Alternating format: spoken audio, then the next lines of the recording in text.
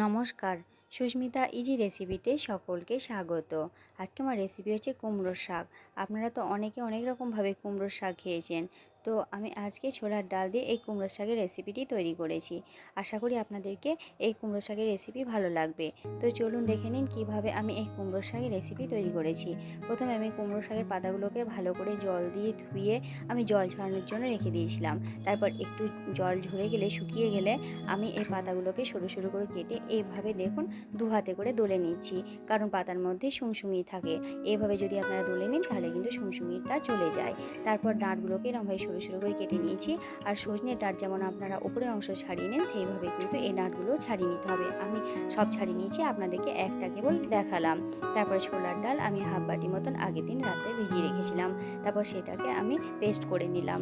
আর এখানে কুমড়োর শাক পাতাগুলোকে ভালো করে সেদ্ধ করার জন্য কড়াইয়ের মধ্যে শাক আর ডাঁটাগুলো দিয়ে দিলাম। তারপর সামান্য পরিমাণ লবণ আর হলুদ দিলাম আর অল্প একটু জল দিয়ে 5 মিনিট মতন ঢাকনা দিয়ে ঢেকে রেখে দিলাম।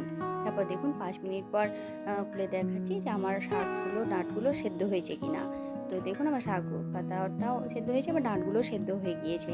পাতা তো খুব তাড়াতাড়ি সেদ্ধ হয়ে যায়, ডাঁটগুলো একটু সময় লাগে। তো আমার ডাঁটগুলো সেদ্ধ হয়ে গিয়েছে। এবার আমি কড়াই থেকে তুলে নিলাম, তবে একটু জল সমেত তুলবো, কারণ খুব শুকনো হয়ে গেলে খেতে ভালো লাগবে না।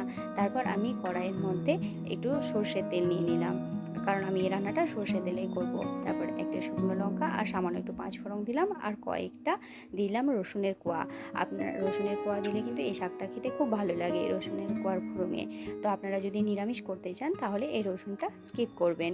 তারপর আমি শাক পাতাগুলো দিয়ে দিলাম এর মধ্যে আর দিয়ে দিলাম ছোলার ডাল বাটাটা। তারপর বেশ ভালো করে একটু নাড়াচাড়া করে নেব।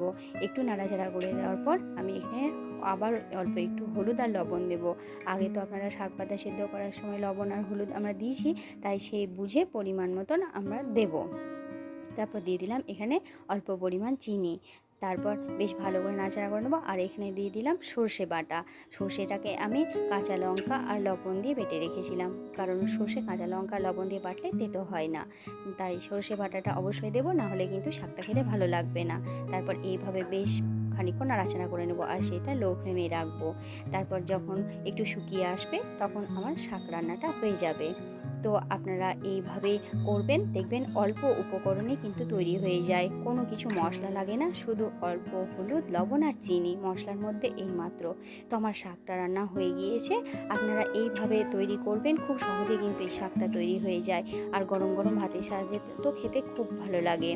আর আমার এই শাক পাতা রান্নাটা যদি আপনাদের ভালো লেগে থাকে অবশ্যই আপনারা লাইক করে দেবেন, শেয়ার করে দেবেন আর আমার চ্যানেলটিকে এগিয়ে নিয়ে যাওয়ার জন্য সাবস্ক্রাইব করে দেবেন। আর ধন্যবাদ সবাইকে। আমি ভালো থাকবেন, সুস্থ থাকবেন। আমি আরেকটা নতুন রেসিপি নিয়ে আপনাদের কাছে হাজির হব।